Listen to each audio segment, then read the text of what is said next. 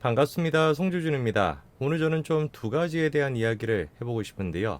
하나는 대한민국에서 청년 정치라고 하는 게 어떤 의미를 갖는가, 그리고 두 번째, 과연 대한민국에서 여론조사라고 하는 것이 국민들의 민심을 제대로 반영하고 있는가, 이 두 가지에 대한 이야기를 해보고자 합니다. 청년 정치라고 하는 것은 영상을 보시는 분들도 잘 아시는 것처럼 대한민국 정치에서 가장 핫한 아이템 중에 한 가지입니다. 사실상 이게 너무나 진부할 정도로 많이 쓰이다 보니까 아이템이다 이렇게 제가 말씀을 드렸는데, 옛날부터 그렇지 않았습니까? 청년이다, 젊다 라고 하는 것 자체가 그 자체로서 뭔가 가치 있는 것처럼 여겨졌던 거 하루 이틀이 아니죠. 이번에 국민의힘 내부에서도 마찬가지인 것 같습니다. 청년 정치인이다, 그리고 초선 의원이다 라고 해가지고 기성 정치의 모든 어떤 규칙들과 모든 전통을 무시하는 것이 마치 새로운 것, 마치 참신한 것처럼 그렇게 포장이 되고 있는데요. 한번 살펴봐야 되겠습니다. 도대체 대한민국에서 청년 정치라는 것의 실태가 무엇인지, 그리고 여론조사의 실체가 무엇인지 한번 살펴보시죠. 국민의힘 내부에서 청년 정치인, 초선 정치인으로 가장 잘 알려져 있는 사람이 바로 김웅 의원입니다. 근데 사실 좀 웃긴 얘기죠, 그렇죠? 김웅 의원은 우리가 청년 정치인이다 라고 얘기하는 것 자체가 연배도 굉장히 많으신데 그거 자체가 웃긴 일이고, 그리고 다른 사람도 아니고 검사 출신 아닙니까? 이런 사람을 과연 우리가 참신한 청년 정치인이다 라는 수식어를 붙이는 것 자체가 약간 넌센스가 아닐까 싶습니다. 저는 처음에는 그래도 김웅 의원에 대해서 기대심을 가지고 있었어요. 워낙에 언론들에서 띄워주다 보니까 그래도 김웅 의원이 다른 뭔가 정치인들과는 좀 다르겠지 라고 기대했던 부분이 있습니다. 그런데 그런 기대가 왕창 제가 무너졌던 때가 언제냐? 홍준표 의원과 김웅 의원이 썰전을 벌였을 때 바로 그때입니다. 김웅 의원은 홍준표 의원과 계속해가지고 논란이 있었는데요. 이런 얘기까지도 했었죠. 먼지 쌓인 조화로 살라는 겁니다. 계속해가지고 자기의 복당을 반대하는 김웅에 대해서 홍준표가 뭐라고 했습니까? 좀 더 공부를 하고 내공을 쌓고 자기의 실력으로 포지티브하게 정치를 해야 나라의 제목으로 클 수가 있다. 보다 못해서 한마디 했다, 이렇게 얘기를 했죠. 하나부터 열까지 말이 안 되는 거죠, 그렇죠? 김웅이라고 하는 사람이 사실상 정계 입문한 지 1년 정도밖에 안 된 그런 어떤 국회의원이 홍준표 의원의 복당을 반대한다라는 거, 그거 자체가 넌센스 아니겠습니까? 좋다 이겁니다. 한두 번 정도에 우리가 이해할 수가 있죠. 젊은 사람의 패기다 라고 해가지고 당대표 출신이라고 할지라도 내가 할 말이 있으면 할 말 하겠다 라는 식의 소신이라고 우리가 봐줄 수가 있어요. 한두 번 정도는 괜찮다 이겁니다. 그런데 문제가 됐던 게 뭐냐면, 그때 당시에 홍준표 의원의 저런 식의 지적에 대해 가지고 김웅 의원이 어떤 식으로 반응을 했습니까? 10년 전에 있었던 홍준표 의원이 한나라당 대표 시절의 일까지 끌어와가지고 홍준표 대표는 막말을 하지 않았냐, 이런 식으로 김웅이 반박을 했습니다. 과연 우리가 이런 것들을 젊은 정치인들의 패기다 라고 얘기할 수 있을까요? 이거를 과연 우리가 젊은 정치인들의 참신함이다 라고 얘기할 수 있을까요? 아닙니다. 이거는 참신함이 이런 문제가 아니라 그냥 간단한 것이에요. 내부 총질인 겁니다. 희한한 것이 뭐냐면은 김웅 의원 같은 경우는 대표적으로 그 희한한 것이 뭐냐면, 이런 식의 내부 총질이 어떻게 된 것인지 국민의힘, 자유한국당, 한나라당 계속 해가지고 있었다라는 거죠. 그때 당시에 막말 파동 같은 경우도 누가 비판을 했었습니까? 유승민 당시에 한나라당 최고원이 발 뻗고 나서가지고 비판을 했죠. 저는 참으로 이해가 안 되는 것이, 저런 식의 비판은 우리가 우리 스스로한테 하지 않더라도, 우리가 딱히 그렇게 안 하더라도 저쪽에 있는 사람들이 기꺼이 나서가지고 하지 않겠습니까? 뭐하러 우리가 우리 내부의 사람들에 대해서 저런 식으로 비판하냐? 저는 도저히 이해가 안 됩니다. 저런 거를 가르쳐가지고 무슨 자성을 하는 것이다, 우리가 깨끗한 이미지를 보여주는 것이다, 우리가 양심적인 것을 보여주는 것이다 라는 식으로 포장을 하지만 2011년도에도 저랬는데 그게 효과가 있었습니까? 내부 총질은 중도 확장에 도움이 되지 않아요. 그런데도 계속 해가지고 내부 총질하는 사람들이 하는 얘기가 뭡니까? 이런 얘기를 해줘야 20, 30대 젊은 사람들이 자기를 지지한다라는 거예요. 정말 그럴까요? 그런 식으로 내부 총질을 해줘야 20, 30대 젊은 사람들이 보수 정당을 지지를 할까요? 이거 한번 보십시오. 이게 지난번 대선의 연령별 투표 결과입니다. 20대, 30대에서 문재인 대통령을 찍은 득표를 한번 보십시오. 20대, 30대에서 문재인 대통령을 찍은 사람들의 지금 비율을 한번 보십시오. 47%, 57%의 사람들이 다 문재인 대통령을 찍었고, 홍준표 의원 같은 경우는 10%도 채 되지가 않아요. 20대, 30대, 40대가 거의 몰표를 주다시피 다 문재인 대통령한테 투표를 했는데 그 결과 어떻게 됐습니까? 현재 지금 시점에서 가장 많은 피해를 받고 있는 연령층이 바로 20대, 30대, 40대 30대 아닙니까? 이거를 우리가 몰랐습니까? 다 알았죠, 그쵸? 20, 30대, 40대를 제외하고 모든 사람들이 다 알고 있었습니다. 문재인 대통령과 문재인 대통령 밑에 있는 사람들이 청와대에 들어가게 된다면 대한민국이 어떤 식으로 파괴가 될지, 경제가 됐건 외교가 됐건 우리의 일상이 됐건 모든 것들이 파괴가 될 거라는 걸 그 연령대를 제외하고는 다 알고 있었던 겁니다. 그럼에도 불구하고 그런 식의 진실을 알려주는 거에 대해서, 그리고 그런 식으로 꾸짖는 거에 대해 가지고 언론사들은 어떤 식으로 프레임을 씌운 거예요? 막말이라고 프레임을 씌웠습니다. 프레임을 씌우는 것뿐만이 아니었죠, 그렇죠? 계속해가지고 여론조사를 통해가지고 마치 대다수의 국민들이 그런 식의 막말에 동의한다라는 것처럼, 문재인 대통령이 집권한다라는 걸 바란다라는 것처럼 그런 식의 어떤 집단 의식을 만들어낸 겁니다. 커피 한 잔 하고 갈까? 나나. 난 따!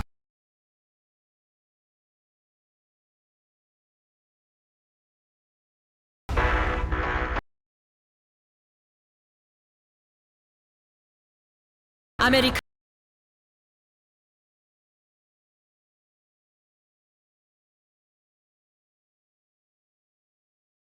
낸 겁니다.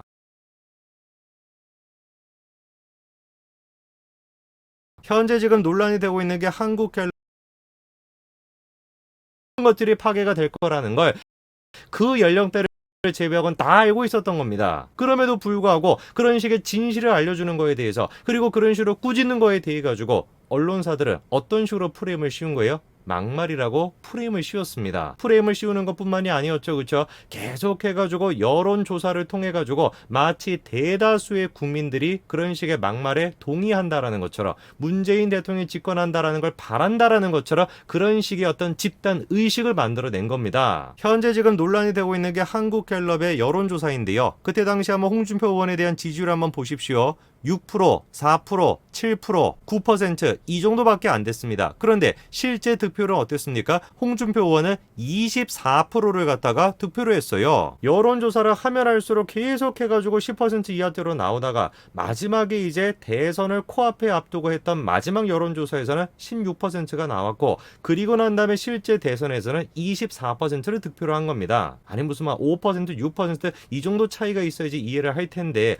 2배 가까이가 지금 차이가 나버리다 보니까 의심할 수밖에 없는 겁니다. 그리고 더 의심할 수밖에 없는 게 이런 식의 증상이 왜 하필이면 홍준표 의원한테만 이런 게 나타나냐 이거죠. 문재인 대통령 같은 경우는 여론조사 결과와 실제 득표가 거의 차이가 나지 않았습니다. 안철수 같은 경우도 마찬가지로 거의 차이가 나지 않았습니다. 유독 보수 정당인 홍준표 의원한테만 그런 식의 지금 차이가 나타났던 겁니다. 그래가지고 홍준표 의원이 이번에 뭐라고 작심하고 비판한 겁니까? 자, 홍준표 의원이 이번에 다음과 같은 문서 한 가지를 공개를 했습니다. 제목이 이렇게 나와 있죠. 여론조사 편향성 시정 및 여론조사 명의 사용 중단 요구의 건. 이 어떤 얘기인지를 보니까 홍준표 의원이 한국갤럽 여론조사에서 자신의 힘을 빼달라고 요구를 했다는 겁니다. 왜? 이유가 간단한 것이죠. 공정성이 의심이 된다는 겁니다. 2017년 5월 탄핵 대선 때부터 한국갤럽의 여론조사를 믿지 않았고, 만약에 한국갤럽이 이를 이행치 않게 된다면 성명권 침해로 민형사 소송까지도 불사하겠다라는 겁니다. 여론조사 결과를 조작을 한다라고 하는 것이 결과가 나오면 수치를 갖다가 조작한다라는 의미라기보다도 어떤 식으로 여론조사를 진행할 것인가, 그 과정을 우리가 임의로 조작을 함으로써 충분히 결과치를 만들어낼 수 있다, 이 뜻이겠죠, 그렇죠? 우리는 분명히 생각을 해봐야 됩니다. 항상 한국 정치에서 그래 왔어요. 내부 총질이라고 하는 것을 마치 중도 확장을 위한 도구인 것처럼, 젊은 사람들을 우리가 끌어들일 수 있는 도구인 것처럼 적어도 보수 정당에선 그렇게 여겨져 왔습니다. 근데 반대로 더불어민주당 같은 경우는 내부 총질에 대해서 금기시하고 있죠. 아주 강력한 방법을 동원해가지고 내부 총질하는 사람을 쫓아내는 한이 있다라고 할지라도 그 내부 총질을 금지하고 있지 않습니까? 매번 그렇게 정치를 해왔습니다. 매번 그렇게 더불어민주당은 정치를 해왔어요. 그리고 매번 그렇게 중도와 젊은 사람들로부터 지지를 받아왔습니다. 누구를 위한 내부 총질입니까? 누구를 위해 가지고 그런 식으로 내부 총질을 하는 것이죠? 자기의 어떤 정치적인 이점을 속이기 위한 수단으로서 젊은 사람들을 앞세우고 내부 총질이라고 하는 허상되는 어떤 멍석을 지금 깔고 있는 거 아닙니까? 김웅 의원을 필두로 한 초선 의원들은 한번 생각을 해보셔야 될 겁니다. 과연 자기가 지금 하고 있는 것이 소신 발언인가, 아니면 그냥 단순한 내부 총질에 불과한가, 한번 생각해 봐야 될 것입니다. 여기까지 말씀드리겠습니다. 감사합니다.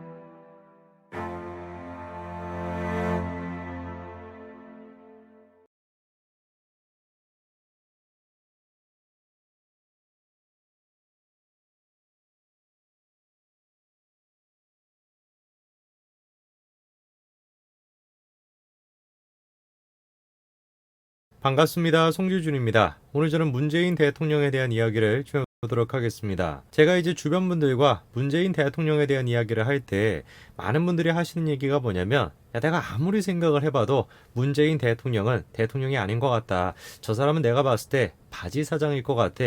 이런 얘기를 참 많이 하십니다. 대통령이라고 하는 사람이 뭐 기자회견을 하거나 뭐 연설을 하거나 이런 모습을 보면은 뭐 생각이 없는 것 같아요. 그냥 써준 대로 그냥 읽는, A4 용지가 없으면 말을 할 수 없는 그런 사람이 문재인 대통령 아닙니까? 참 진짜 저런 모습을 보면은 안타깝다, 진짜 불쌍하다, 그런 생각이 들죠. 자, 그런데 이번에도 문재인 대통령이 우리가 가지고 있는 그런 생각을 더 확고하게 만들어줄 수 있는 그런 또 사고를 쳤다라고 하는데요.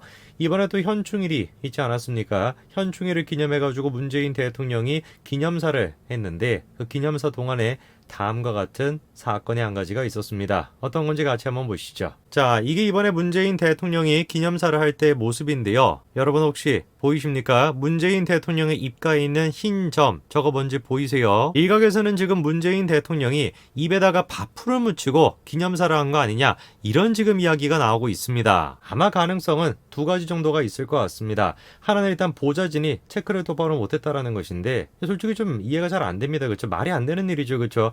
대통령이 입에다가 무슨 뭐 저런 거를 지금 묻히고 기념사를 한다라는 거 말이 안 되는 일인 것이고, 두 번째로 생각해 볼 수 있는 거는 대통령이 아무래도 마스크를 쓰고 있다 보니까 입 안쪽에 뭐가 붙어 있는지 그런 것들은 확인을 못하고 그냥 저렇게 기념사를 했다. 뭐 이렇게 두 가지 정도로 우리가 생각해 볼 수 있을 것 같습니다. 어떤 경우가 됐든지 간에 말도 안 되는 일이죠. 그렇죠? 대통령의 의존을 지금 하는 사람들이 얼마나 많을 텐데 저거 하나 똑바로 체크를 못 하겠습니까? 그리고 대통령 본인 스스로도 현충일에 저렇게 지금 기념사를 하는데 뭐 묻었는지 안 묻었는지 그것조차 똑바로 확인을 못 한다라고 한다면 말이 안 되는 거죠. 너무 말이 안 되다 보니까 문재인 대통령을 지지하는 사람들은 지금 뭐라고 얘기하고 있냐면, 야, 이거 조선일보가 지금 조작한 거다, 지금 그런 이야기가 또 나옵니다. 과연 그럴까요? 정말로 지금 조중도 기자 사진을 조작해가지고 뿌리고 있는 것일까요? 당시의 연설 장면 같이 한번 보시죠. 영상으로 지금 확인을 해보더라도 분명히 지금 입가 주변에 흰색 점이 저렇게 붙어 있는 거 보이십니다. 마치 뭐 스트리폰 같이 보이기도 하고요. 아니면 진짜 뭐 밥풀인 것 같이 보이기도 하고, 뭔가 저렇게 지금 붙어 있습니다. 저거를 지금 두고 사람들이 하는 얘기가 뭡니까? 야, 진짜 메이크업 하는 사람도 외면한 것이냐? 대통령 지금 꼬라지가 지금 저 모양이냐? 밥풀은 뭐요? 국민들은 지금 죽어가는데 밥 잘 먹고 걱정 없이 산다고 지금 자랑하는 건가? 근데 중요한 것은 뭐겠습니까? 이유가 무엇이었든지 간에 의전팀이 저거를 미리 사전에 조치를 취했어야 되는 거 아니냐 이겁니다. 대통령이 지금 공식적인 행사에 참여를 한 것인데 저런 게 지금 눈에 띄지 않게 뭐 화장을 하거나 뭘 하든지 간에 조치를 취해가지고 안 보이게 했었어야 되는 거 아니겠어요? 저거는 진짜 한마디로 얘기해서 나라 망신이에요, 나라 망신. 당연히 저거에 대해 가지고 책임을 져야 됩니다. 탁현민, 이 인간이 지금 책임을 져야 되는 거 아닙니까? 한두 번이 아니에요. 저 인간이 지금 대한민국 국격을 떨어뜨리고 있는 게 한두 번이 아닙니다. 녹색미래 정상회의 개회식에서 오프닝 세레머니 영상을 상영하지 않았습니까? 근데 웬걸 개최지를 소개하는데 서울이 나오는 것이 아니라 평양 능라도가 지금 나온 겁니다. 이거는 지금 뭐 대한민국의 국격을 떨어뜨리는 수준이 아니라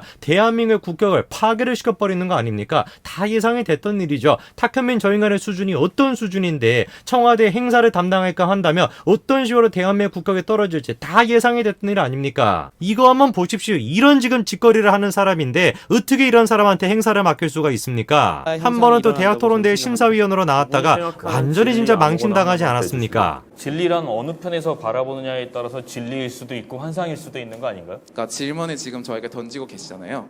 그것도 그러면 허상일 수 있다는 말씀이신가요? 물론이죠. 네. 그럼 지금 저는 허상 속에서 대답을 하고 있는 거군요.